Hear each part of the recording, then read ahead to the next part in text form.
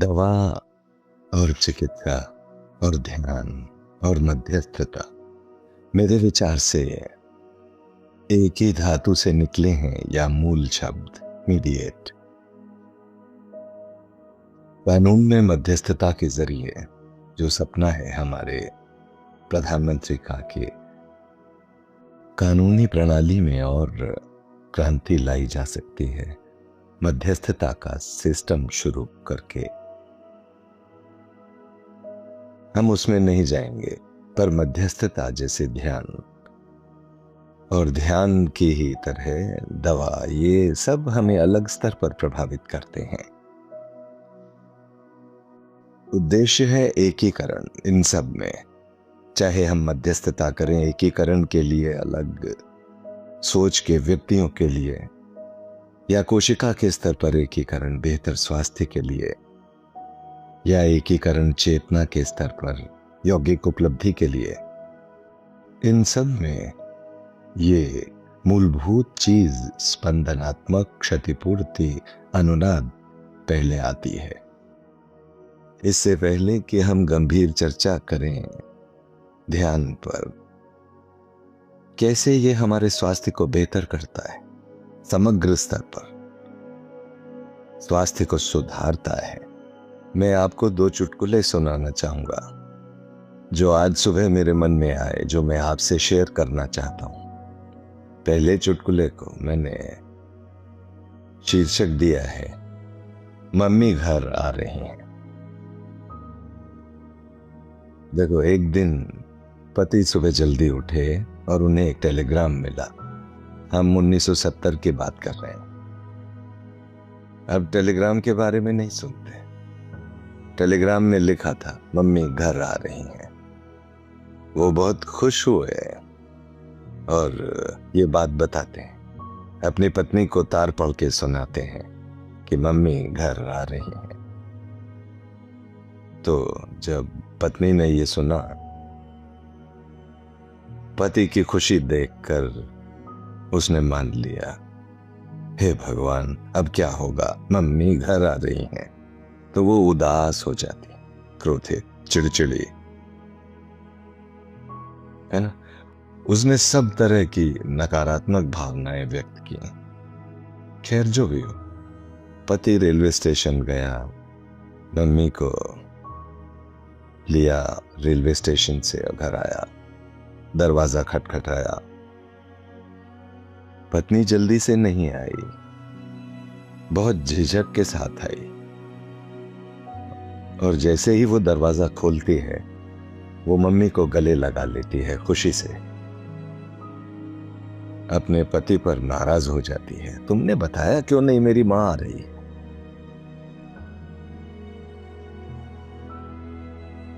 तो आप देखते हैं कैसे संदेश को समझना या गलत समझना कितना सरदर्द पैदा कर सकता है।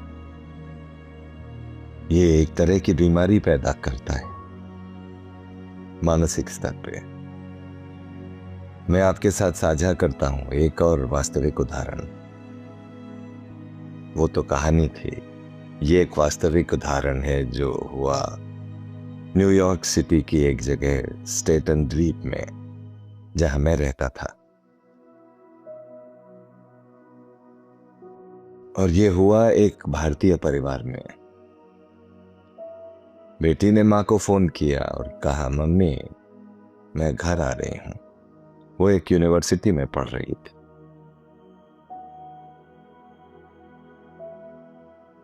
मम्मी ने पूछा, अचानक क्यों? वो बोली, मम्मी मैं अपने बॉयफ्रेंड से मिलाना चाहती हूं, वो अफ्रीकी मूल का है। तो मम्मी का ब्लड प्रेशर तेजी से गिर गया। फिर उसने कहा, फोन दीजिए पापा को। तो मम्मी ने फोन पापा को दिया। वो बोली, वो केवल अफ्रीकी मूल का ही नहीं है, बल्कि उसे HIV एड्स भी है। अब आप घर की हालत का अंदाज लगा सकते हैं। वो घर आई अकेले, पर उसने मैसेज भेजा था, मैं किसी के साथ आ रही हूं जिसे HIV है। जब वो अकेले घर आई तो मम्मी ने पूछा, पापा ने पूछा, क्या हुआ, तुम्हारा बॉयफ्रेंड कहाँ है? बोले, पापा मम्मी, मैं तो बस कहानी बना रही थी कि कोई आ रहा है जिसे HIV और एड्स है। वास्तव में सच ये है, मेरी परीक्षा खराब हो गई, मैं फेल हो गई परीक्षा में। पापा मम्मी बहुत खुश हो गए। कोई बात नहीं बेटी, चिंता मत करो, ठीक है फेल हो गई, जब तक तुम इस HIV वाले से शादी नहीं कर रही।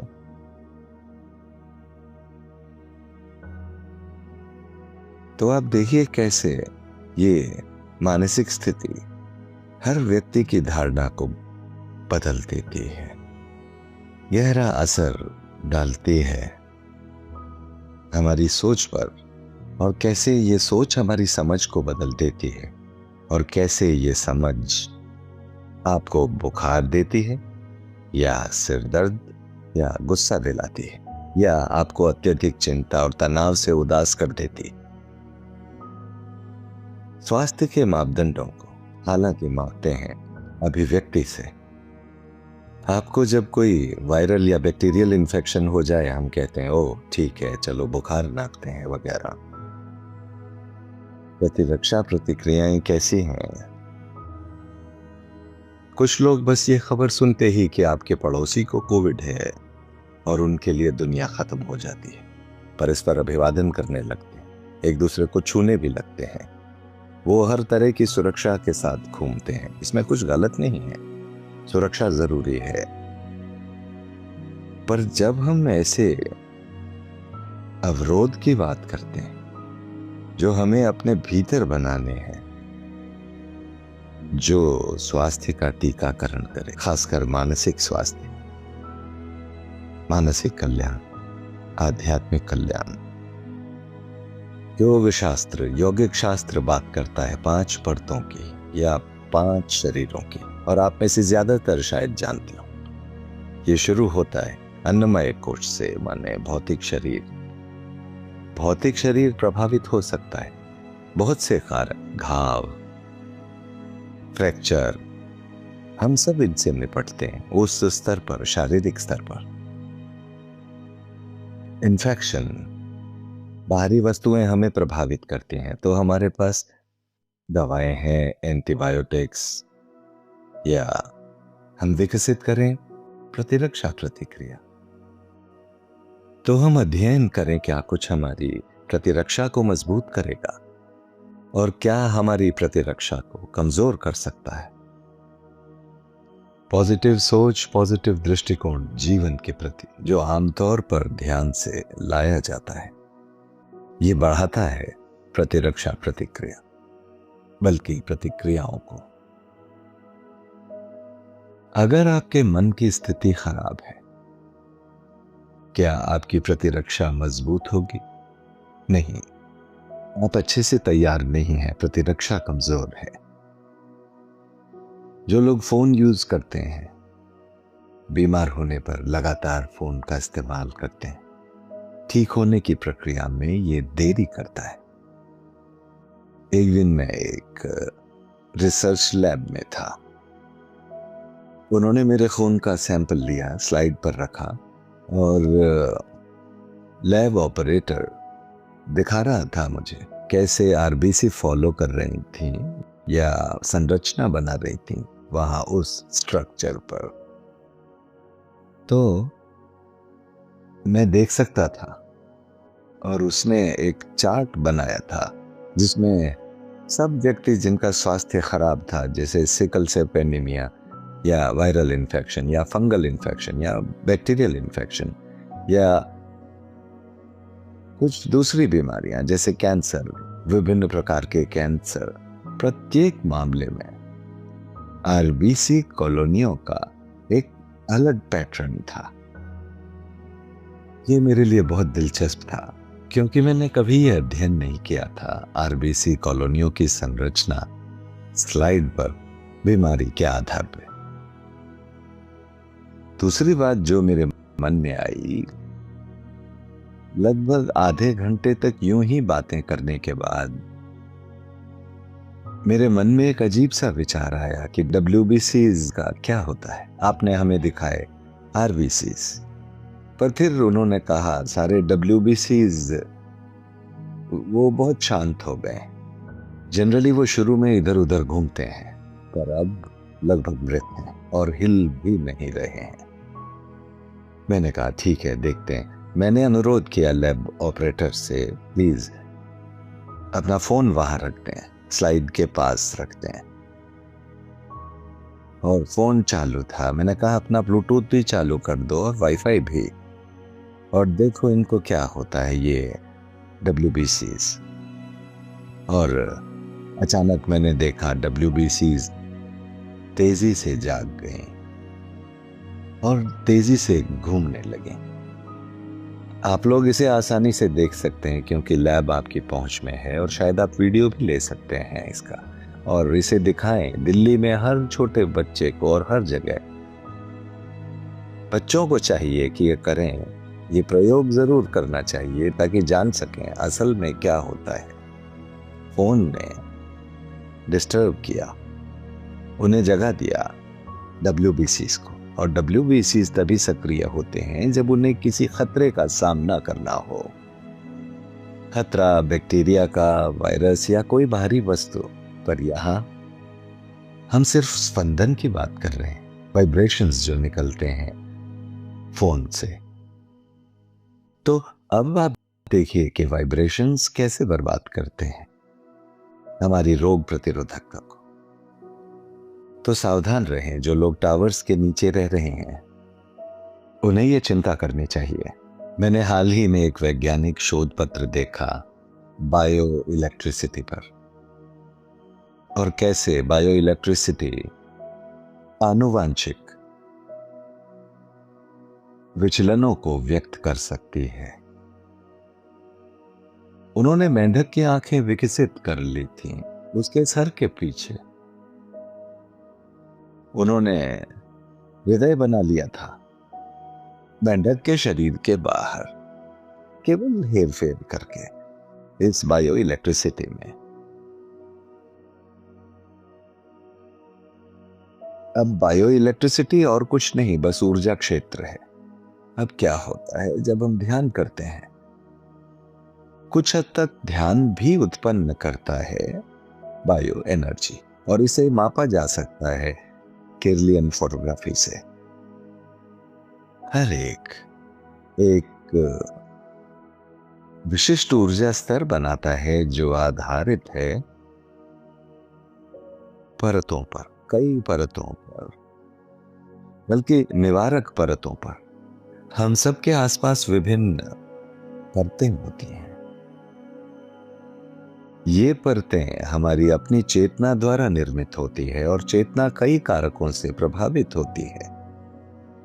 ये कुछ ऐसे है, अगर आपके मन में किसी के लिए पूर्वाग्रह है, यदि आप चीजों के लिए लालची हैं, यदि आप हमेशा हिंसक स्वभाव के हैं, तो आपकी चेतना का क्या होगा?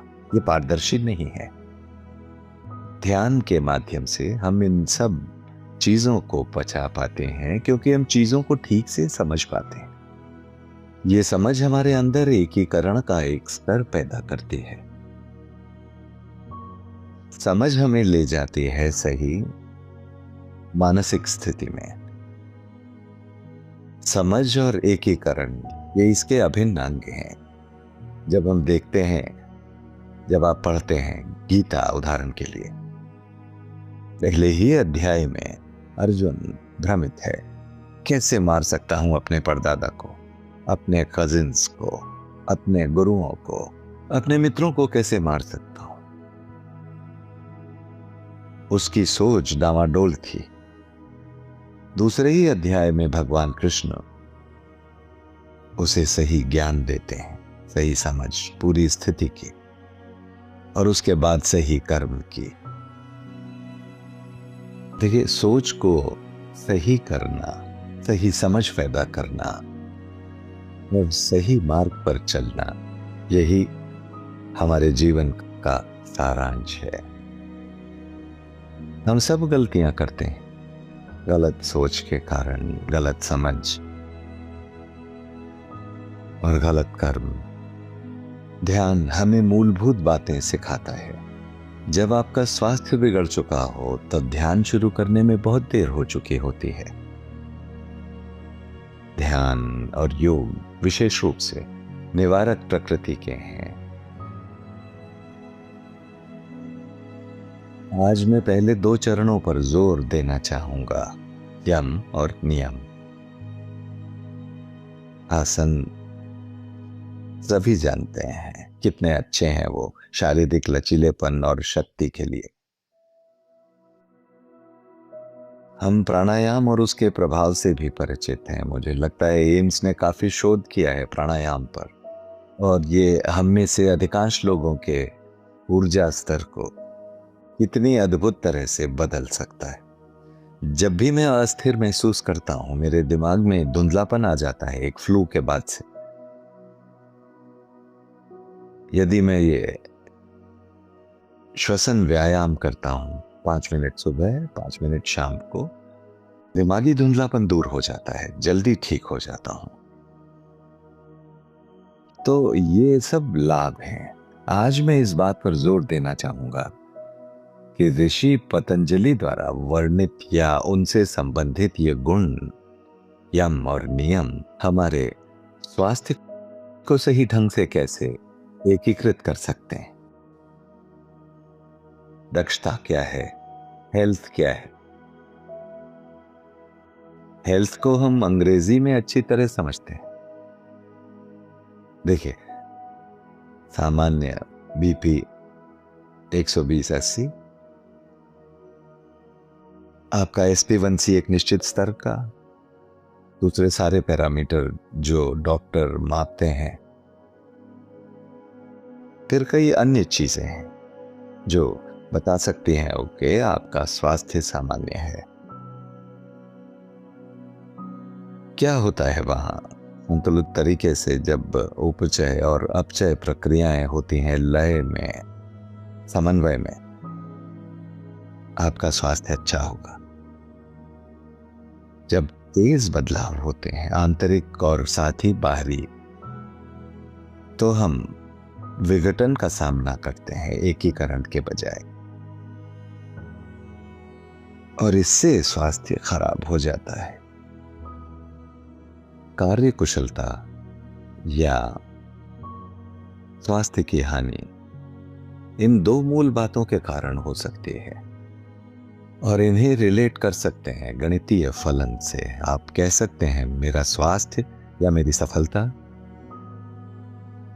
फलन है बाहरी एकीकरण बटा आंतरिक विघटन, यानी external integration divided by internal disintegration. अब मैं खुद को बाहरी और साथ ही आंतरिक रूप से कैसे एकीकृत कर सकता हूं। एक उदाहरण लें, घर का, व्यावसायिक जगत और पूरा देश। बाह्य विघटन या एकीकरण या आंतरिक विघटन और एकीकरण, इससे मेरा तात्पर्य क्या है। जहां भी सामंजस्य और एकता होती है परिवार में, जहां परस्पर सम्मान और विश्वास है, वहां अधिक एकीकरण होगा। जहां कहीं भी हंगामा होगा, कलह, संदेह, शंकाएं, वहां विघटन होता है और हम एक परिवार के रूप में कम कुशल हो जाते हैं। आप संसद में भी देख सकते हैं, लोग लड़ते हैं, चिल्लाते हैं जानवरों की तरह, शायद स्कूल के बच्चों से भी बदतर। कभी कभी स्कूल्स भी बेहतर होते हैं। जब आज राज्यसभा और संसद को देखते हैं, वो बच्चों से भी बदतर हैं। वो दूसरे लोगों को ठीक से बोलने भी नहीं देते। ऐसे लोगों के स्वास्थ्य का क्या होता है यदि ये अभिनय न कर रहे हो। जानते हैं, विनोद खन्ना वो अनुयायी थे रजनीश के, ओशो से, उन्हें हम जानते हैं। और विनोद खन्ना ने अपने गुरु से पूछा, ओशो, मैं कैसे अभिनय करूं फिल्म इंडस्ट्री में, और मैं जीवन कैसे जीऊं। ओशो ने उन्हें बहुत अच्छी सलाह दी। बोले, ऐसा अभिनय करो कि सच लगे। और ऐसे जियो जैसे तुम नाटक कर रहे हो। और मुझे लगता है संसदों में यही हो रहा है कि वो गंभीरता से चिल्ला नहीं रहे हैं, वो बस नाटक कर रहे हैं।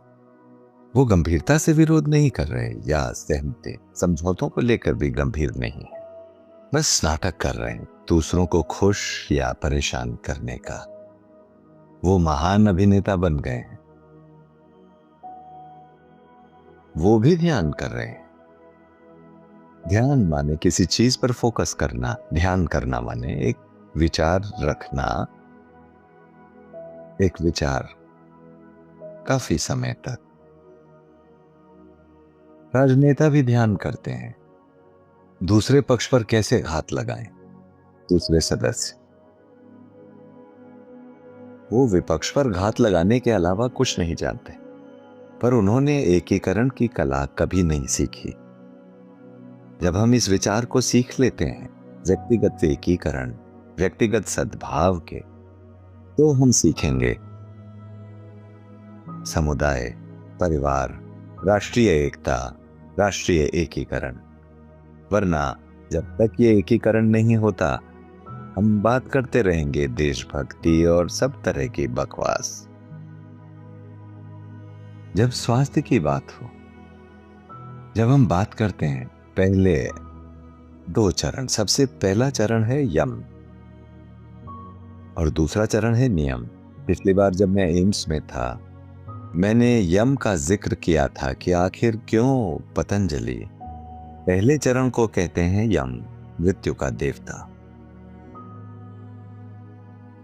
क्योंकि वो चाहते हैं कि हम सारी कमजोरियां खत्म कर दें, दोष।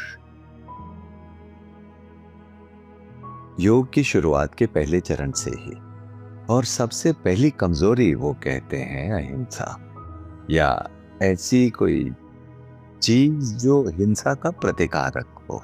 खत्म करो हिंसा, खत्म करो असत्य या झूठ को, खत्म करो चोरी की आदत, खत्म कर दो बलात्कार या अत्यधिक कामुक इच्छाओं को, खत्म कर दो जमाखोरी।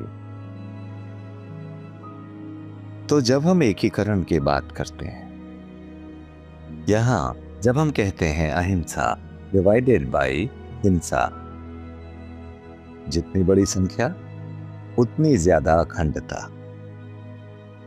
इसी तरह संचय करने की प्रवृत्ति यदि ज्यादा हो, बजाय इसके त्याग करके उदार बनने की प्रवृत्ति, तो एकीकरण बढ़ेगा। इसी तरह उनका दूसरा चरण नियम है, और नियम बहुत सुंदर है। शुरुआत शौच से होती है, माने स्वच्छता।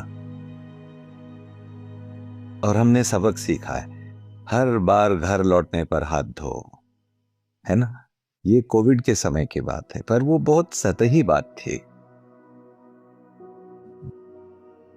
बड़ी बीमारियां अंदर हैं।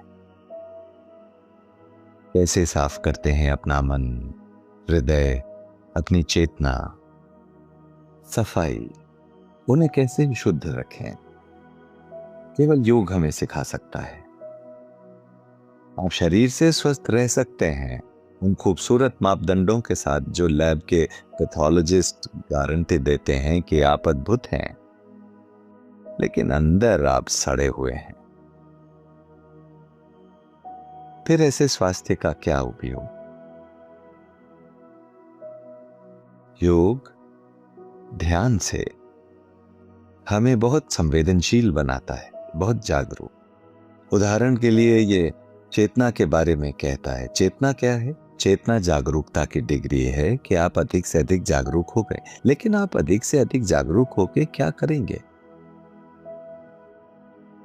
जैसे डॉक्टर श्रीनिवास, इनकी सबसे बड़ी प्रॉब्लम आज, यदि मैं समझ सकता हूं, भ्रष्टाचार है। भ्रष्टाचार सरकार द्वारा संचालित हॉस्पिटल्स में। वो शायद इन सभी चीजों को शुद्ध करने की इच्छा से घिरे हुए हैं, सभी सदस्यों के एकीकृत दृष्टिकोण के बिना वो इसे कैसे प्राप्त कर सकेंगे? क्या अकेले कर सकते हैं? मुझे नहीं लगता। एकीकरण के लिए चाहिए परस्पर सम्मान एक दूसरे के प्रति। पर यदि आप सोचते हैं, आपको लगता है ओह, डॉक्टर श्रीनिवास को श्रेय मिलेगा और फला आदमी उनकी तारीफ करेगा और उन्हें पद्म भूषण, पद्म विभूषण और भारत रत्न देगा, तो आप ईर्ष्यालु हो जाते हैं, सहयोग नहीं करते। और ज्यादातर ऑर्गेनाइजेशंस के साथ ये प्रॉब्लम है कि एकीकरण की कमी है, क्योंकि आप सम्मान नहीं करते। हमारा एक उद्देश्य है स्वयं को शुद्धतर बनाना, अपने परिवार को, अपने समुदाय को, अपने देश, अपने राष्ट्र को शुद्ध बनाना। और इस शुद्धता के बिना एकीकरण कभी संभव नहीं। मेरे विचार अलग हो सकते हैं, मैं दूसरों से भिन्न हो सकता हूं, लेकिन जब उद्देश्य की बात हो, उद्देश्य की पूर्ति राष्ट्रीय स्तर पर या व्यक्तिगत स्तर पर, राष्ट्रीय स्वास्थ्य स्तर पर या व्यक्तिगत स्वास्थ्य स्तर पर, मुझे एकीकृत व्यक्तित्व होना चाहिए। हर एक व्यक्ति को एकीकृत रहना चाहिए और ये एकीकरण मजबूत हो सकता है केवल सचेत मन से, सचेत हृदय से। यदि आप इस बात से अवगत हो जाएं, ठीक है, हिंसा नहीं करना, मैं हिंसक नहीं बनूंगा, क्या यह काफी है? यदि आप किसी रोगी को डायग्नोस करें और कहें ओ फला व्यक्ति को यह प्रॉब्लम है, क्या यह काफी है? अगला कदम है करुणा से, सहानुभूति से मुझे अगला कदम लेना होगा। अहिंसा पर्याप्त नहीं है, करुणा को सामने आना होगा। कर्म का अगला स्तर सामने आना चाहिए। तो जब आप इन चीजों को विभाजित करें, यम को विभाजित करें नियम से, तो ये आपको एकीकरण, सफलता और दक्षता के एक बड़े और बड़े स्तर पर ले जाता है। अब जब हम बात करें संतुलन की, बात करें भीतर जाने की और अपने भीतर स्थित होने की, आयुर्वेद की डॉक्टर तनुजा और मैंने काफी चर्चा की स्वास्थ्य की इस अवधारणा पर। जब वो यहाँ थी कान्हा शांतिवनम में, हमने बात की कि स्वास्थ्य के माने क्या हैं। आरोग्य एक चीज है, स्वास्थ्य एक बिल्कुल अलग दृष्टिकोण है। ये भारतीय दृष्टिकोण है और ये मेरे दिल को बहुत पसंद आता है। स्वास्थ्य माने वो जो अपने भीतर स्थित है, जो खुद में अपने में स्थिर हुआ है, सेंटर्ड हुआ है। अब यदि आप सेंटर्ड नहीं हैं, यदि आप हमेशा परिधि पर रहते हैं, तो आप निश्चित ही अपना संतुलन खो देंगे। बचपन में हम लट्टू से खेलते थे ना, ऐसे लगाते थे धागे से और लट्टू घूमता था टडरर बहुत तेज, इसकी गति के कारण। पर यदि पहिया खिसक जाए सेंटर की जगह यहां, तो पूरा वाहन असंतुलित हो जाएगा और एक्सीडेंट हो जाएगा। और यही हो रहा है हमारे मन को। हमारा मन अपने केंद्र में नहीं है, मन कई जगहों पर है। ऋषि पतंजलि कहते हैं अपने ध्यान को भीतर की ओर लाओ, सेंटर करो। सेंटरिंग समानुपाती है आपके आंतरिक ध्यान के। जितना अधिक आंतरिक ध्यान, उतनी अधिक सेंटरिंग। आप जितने बहिर्मुखी होंगे, एक्सट्रोवर्ट, ध्यान बाहर रहेगा। और इसका उन्होंने कुशलता से वर्णन किया है अपने 6ठे या 7वें चरण में, प्रत्याहार। आपका सारा ध्यान जब भीतर होता है तो आप पूरे संतुलित हो जाते हैं, केंद्रित हो जाते हैं। और ऐसा व्यक्ति कहते हैं स्वस्थ है, उनका स्वास्थ्य अच्छा है। और मैंने बार बार देखा है कि मरणासन्न पेशेंट्स भी, कुछ हमारे सत्संगी हैं जो एक प्रकार से मृत्युशैया पर हैं। वो जानते हैं अंतिम क्षण निकट है, फिर भी आप उदासी नहीं देखते, आप उनके चेहरे पर निराशा नहीं देखते, उनके चेहरे पर प्रसन्नता देखते हैं। मृत्यु अवश्यंभावी है,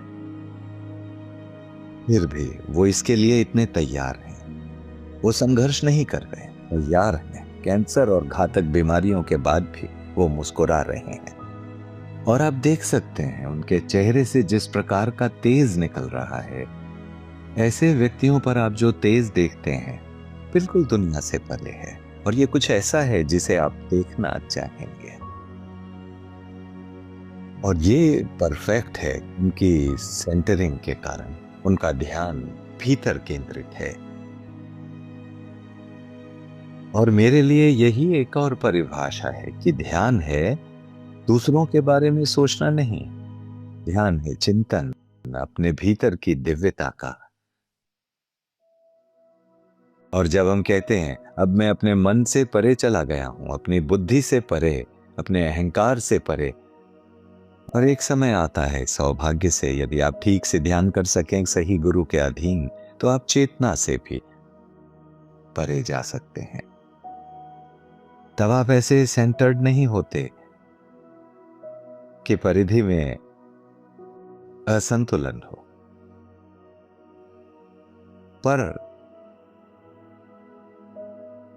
आप इतने केंद्रित होते हैं अपने हृदय में कि परिधि संपूर्ण ब्रह्मांड बन जाता है। आपकी चेतना अब सीमित नहीं रह जाती, लिमिटेड इस ढांचे तक, इस शरीर तक, बल्कि आप ब्रह्मांडीय चेतना को समाहित करते हैं।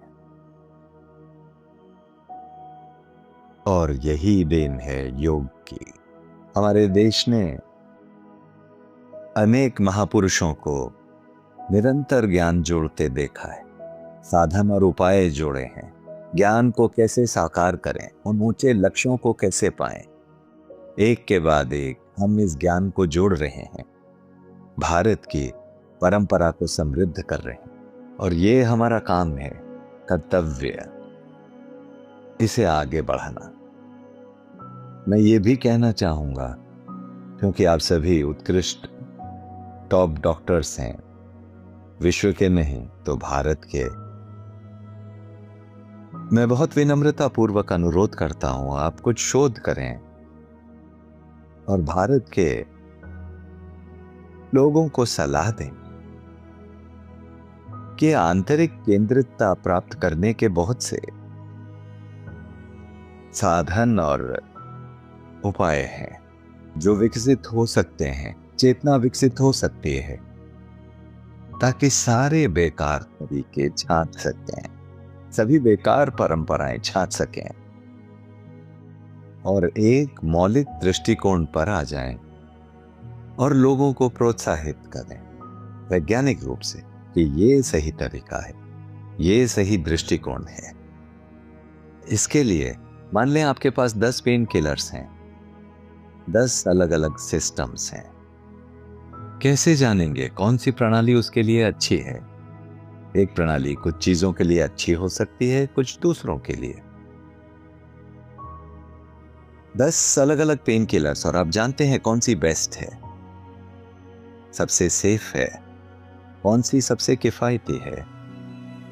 इसी तरह हम चेतना का अध्ययन कर सकते हैं। सैकड़ों लोगों के समूहों का जो अलग अलग सिस्टम फॉलो करते हैं और पहुंचे एक बहुत ही संक्षिप्त, बहुत ही सरल शोध पत्र पर, और कहें ये एक बेहतरीन प्रणाली है। मैं यहां खुद को तलवार की नोक पर रखता हूं, सर कलम करवाने को, यदि ऐसा हो। यदि आप साबित कर सकें हार्टफुलनेस बेकार प्रणाली है, मैं आपका शिष्य बन जाऊंगा। इसके साथ ही मैं प्रार्थना करता हूं कि सबका आध्यात्मिक विकास हो, सब एकीकरण की ओर बढ़ें, व्यक्तिगत रूप से, राष्ट्रीय स्तर पर, वैश्विक स्तर पर, और एक क्रांति लाएं स्वास्थ्य सेवा में, योग से, आयुर्वेद से। धन्यवाद। जय हिंद।